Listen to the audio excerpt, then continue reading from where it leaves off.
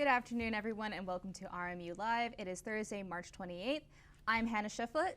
And I'm Josh Woodman. And let's get right into the breaking news. On late Tuesday night in the city of Baltimore, the Francis Scott Key Bridge collapsed following a container ship from Point Breeze colliding with the structure.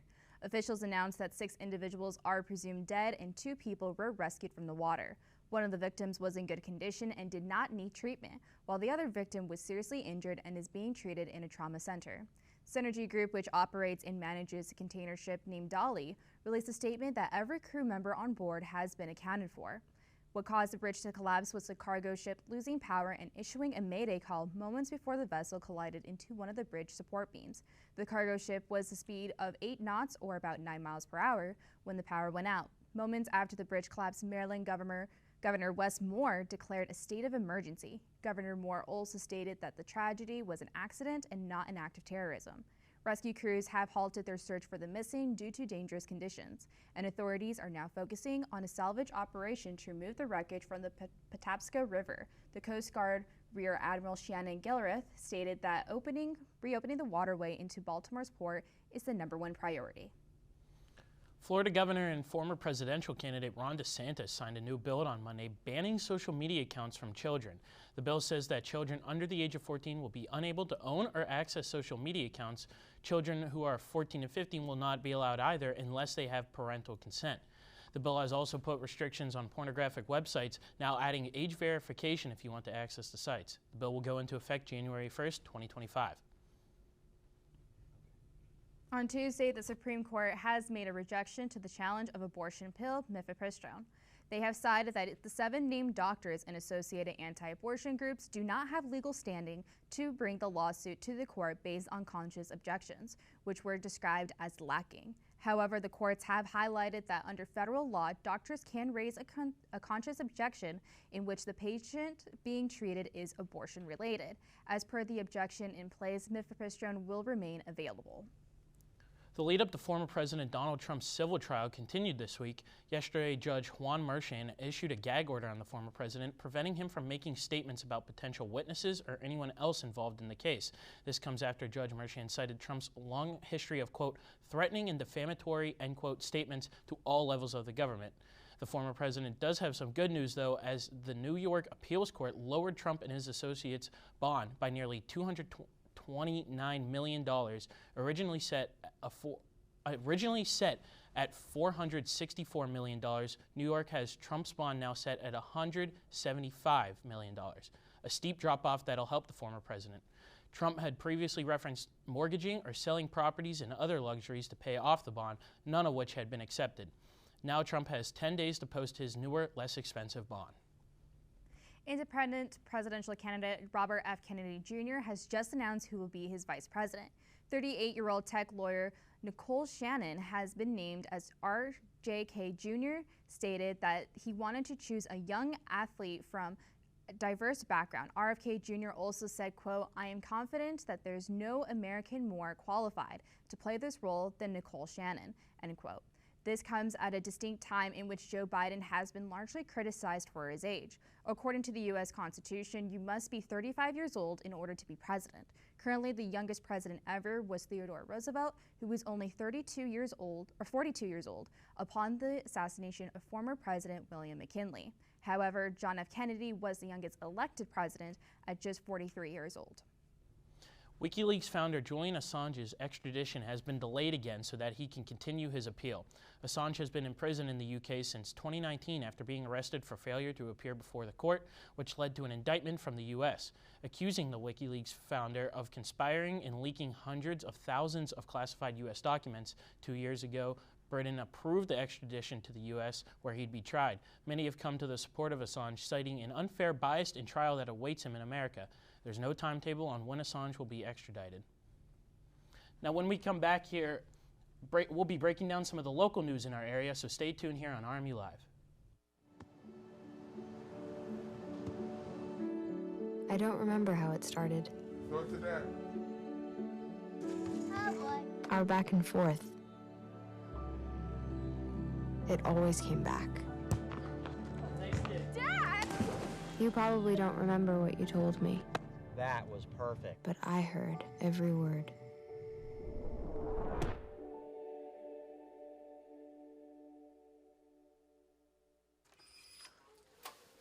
So recently on Colonial Sports Center, we've had a tough time pronouncing names. You know, everybody just can't seem to get the flair for the names that we have here.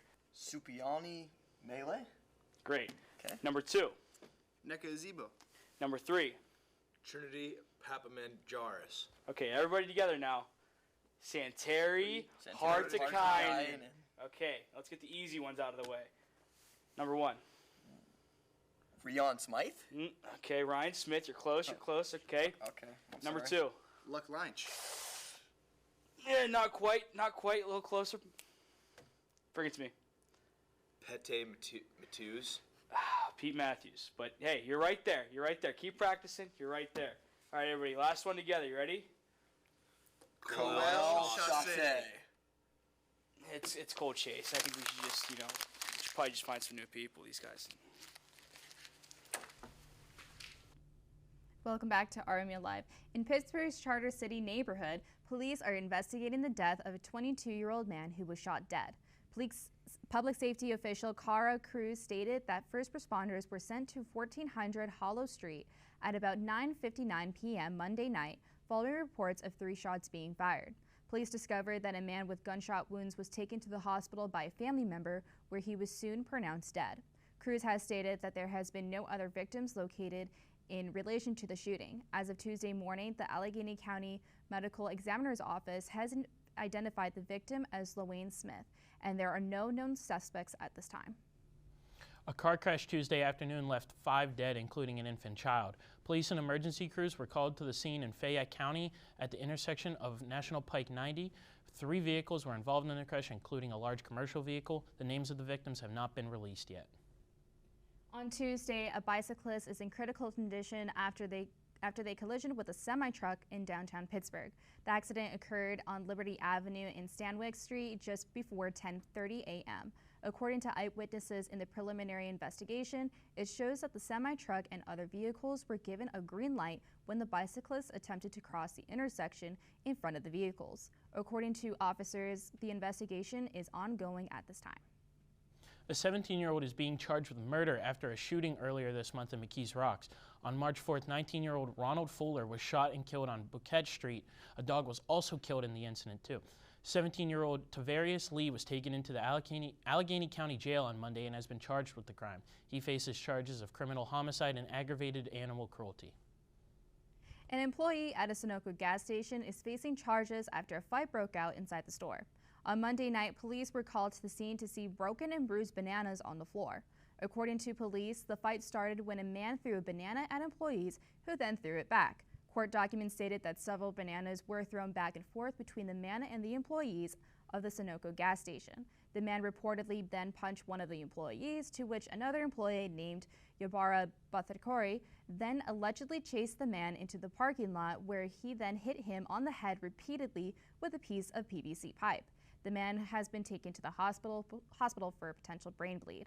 Police have not stated if the man will face any charges. However, Sunoco employee Bathadolby will be charged with aggravated assault and recklessly endangering another person. The employee has been taken to Allegheny County Jail. Rejoice, Penguin fans, you will finally get your bobbleheads. The team announced on Monday that the infamous Jaromir Jagr bobbleheads have been found after they were apparently stolen before the Penguins game on March 14th. A recovery team tracked the lost shipment to a warehouse in California, where they will be now shipped to the arena this week. The heads will be given out to the people with tickets and a voucher during the Pens' April 6 matchup against the Tampa Bay Lightning. For those who don't have the tickets but are still owed their souvenir, a drive-through pickup will occur the following day, April 7th, from 10 a.m. to 2 p.m. at the Jim Schwarke Auto Garage on Center Avenue. Coming up, we have weather with Bobby Mo Game Show host Nate Kingston, and we have a breakthrough regarding Neuralink, all right after this. Jordan knows he shouldn't eat this entire bowl of nachos, but tonight he's earned that right, because a few hours ago in the middle of happy hour, he recognized a sign, not from the gods or a bolt of lightning, but from a double heart, a kissy face, and a fourth ha in ha ha ha. That's when Jordan knew he was buzzed. So when it was time to go, he got a ride home instead of driving. Be a legend like Jordan. Recognize your buzzed warning signs and get a ride home. Buzz driving is drunk driving.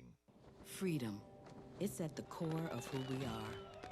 The freedom to live without fear, to jog where we please, to wear a hoodie. The freedom to breathe.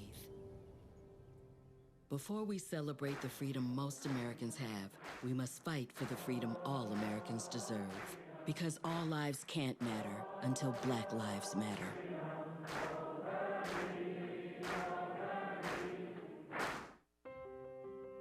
When I first saw a turtle, my heart was full. Now I'm anything but lonely. We have this deep connection, this heart connection. He just wants to be close to you and part of your life. Every day with Turtle is a perfect day. When I'm holding her, it makes me feel calmer. I think everything he does shows how much he loves us. When we adopt a shelter pet, we discover they're a little bit of a lot of things. But they're all pure love. Welcome back. It's opening day for the MLB. For more on that and other sports, we'll toss it over to Sam Goldberg. Thanks, guys. The playoff push is here for the Pittsburgh Penguins as they will look to continue to make the wild card as they are 9 points behind right now for that second wild card spot. With 14 games left, it is do or die for the Pens. However, they started that push by defeating the Carolina Hurricanes by a score of 4-1. Jake Gensel made his return to PBG Paints Arena for the first time since being traded. Sidney Crosby, Drew O'Connor, Jesse Pulivari, and Brian Rust all lit the lamp for the Pens in the contest. The Pens will continue their push for the playoffs as they will take on the Columbus Blue Jackets tonight at 7 o'clock at PBG Paints Arena. You do not want to miss out. Moving on to the baseball side of things, the Buccos will start their 2024 campaign on the road against the Miami Marlins. The Buccos named their opening day roster, and for the second straight year, Mitch Keller will be the opening day starter. Keller is coming off of an ace type of year, going 13-9 with 210 strikeouts and a 4.21 ERA. With a couple of new faces on the ball club this year, the Pirates will have a decent chance to be competitive in the National League Central Division. Moving ahead now to RMU athletics as men's lacrosse was in action on March 23rd in an A-Sun contest against Cleveland State in which the Colonials would fall in that one by a score of 13-6. The Colonials will look to rebound against Mercer on Saturday at 11 a.m. at the Joe. Women's lacrosse was at Kent State on March 23rd, in which they pulled off their second win in a row as they beat the Golden Flash by a score of 11-10. Jenna Irwin buried the game-winning goal in triple overtime to give the Colonials the win. Colonials will look to continue their win streak as they will host Detroit Mercy at the Joe at 2 p.m. Finally, softball was in action last week as they swept Akron in their back end of their non-conference schedule. They had a series against Detroit Mercy, but that ended up getting postponed. The Colonials will finally be in action today and Friday as they have a 3-game series against IUPUI at the North Athletic Conference. That's all from me. Let's send it back to the desk. Thank you, Sam. We're going to go over now to Bobby Mo Game Show host Nate Kingston where he has the weather. Thank you, guys. Now on to today's weather. As for today, we have a high of 52, a low of 33, with a 0% chance of some precipitation, which is better than yesterday, but it was raining all day, and a 41% chance of humidity. Let's move on to our hourly forecast. Now at 3 p.m. today, we have a high of 60 degrees. How about that? That's pretty cool today. Also got some bright skies. Going over to 6 p.m., we have a high of 55 degrees, and still got those bright skies, sunny skies coming through. Going over to tonight at 9 p.m., we have a 45 tonight, and the moon should be out. It'll be nice to be able to see it. Going over to tomorrow. Tomorrow, we have a high of 53 and a low of 33 degrees with a humidity of 38%. But we also have 0 precipitation, which is also right on me. All right, let's move over to our 5-day. Our 5-day on Thursday, we have a high of 52, a low of 33. And Friday, we have a high of 53, a low of 33 with some partly cloudy coming in. On Saturday, we have a high of 58, a low of 33 degrees, and the sun's going to be peeking out. And over to our weekend, we have Sunday at 57 degrees and 44 on the low. We expect some rain coming in this weekend. And on Monday, to round that out, we have 57 degrees on the high and a 39 degree on the low. That's all for me. Let's send it right back to you guys at the desk. Thanks, Nate. Now we're going to go to the CNN Health Minute, in which we are going to be talking about skincare and what you can do to help. It's the the most I common was so confused. I thought they were going to show a clip or something and then go back. I didn't think they were showing the whole thing. My one bad. of the most easily cured when detected and treated early. Often because they present without any significant major issues, like it's not necessarily painful. Oftentimes they can be ignored. Basal cell carcinoma can look different from one person to another. These pictures from the Skin Cancer Foundation show the warning signs, including an open sore that doesn't heal, a shiny bump or nodule that can also be pearly or clear or another color and can be mistaken for a normal mole, a scar-like area that is flat, white, yellow, or waxy in color, a reddish patch or irritated area, and a small pink growth with a slightly raised rolled edge and a crusted indentation in the center. Sun-exposed areas are where these cancers are most often found, says dermatologist Susan Masick with The Ohio State University's Wexner Medical Center. Places like the face, and particularly the nose, the lips, the ears, but anywhere on the face is fair game, as well as sun-exposed areas on the arms and the hands, as well as the upper shoulders and back. Masick says to protect skin by wearing sun protective clothing, using sunscreen every day, reapply it every 2 to 3 hours, sooner than that if you're sweating or swimming, and replace sunscreen every year. An expired product may not offer as much protection. And if you find anything on your skin that's new or changing, see a doctor. For Health Minute, I'm Andy Gaither. Welcome back. If you want to keep up with any or everything RMU, be sure to visit RMUcenturymedia.com for all things related to the Colonials, as well as news and pop culture from around the world. For coverage of sports here at RMU, check out Colonial Sports Network for recaps and more on all the teams. Quiet on Set has been catching the attention of fans across the globe, and we are going to be doing a deep dive onto exactly what's been going on that has captured so much attention, all right after this. Is going to pass it off to that's 21. That's Adamo, and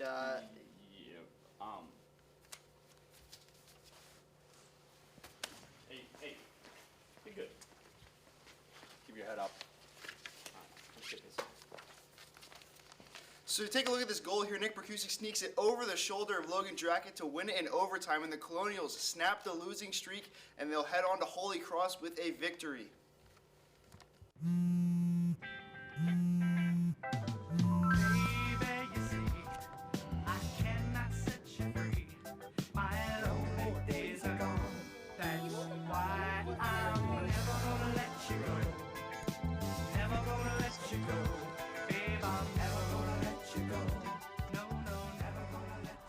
Here you go. Thank you. Thank you.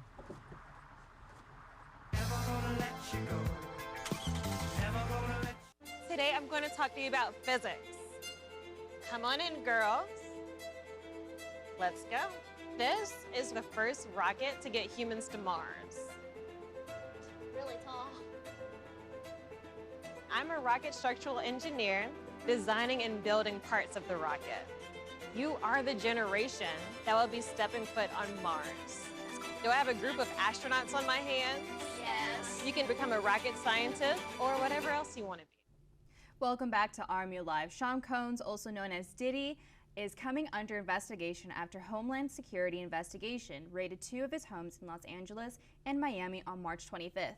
Combs was seen pacing back and forth on a call at Miami Opa-locka Executive Airport. According to an arrest affidavit, Brendan Paul, who was arrested Monday at the same airport in which Diddy was seen in, Paul, who is 25, was taken into custody for being in possession of cocaine and marijuana candy. Paul has been named a person of interest in Rodney Jones' case known as Little Rod, who has a lawsuit against Combs according to court documents. Jones accuses Paul of being a Combs' drug mule that Paul, quote, acquires and distributes Mr. Combs' drugs and guns, end quote. It is currently unknown if Paul's arrest is connected to the raids. However, he was taken into custody by the same law enforcement. The location of Combs is currently unknown as the case has now widened into a sex trafficking probe. Information is still being released as the story continues to develop.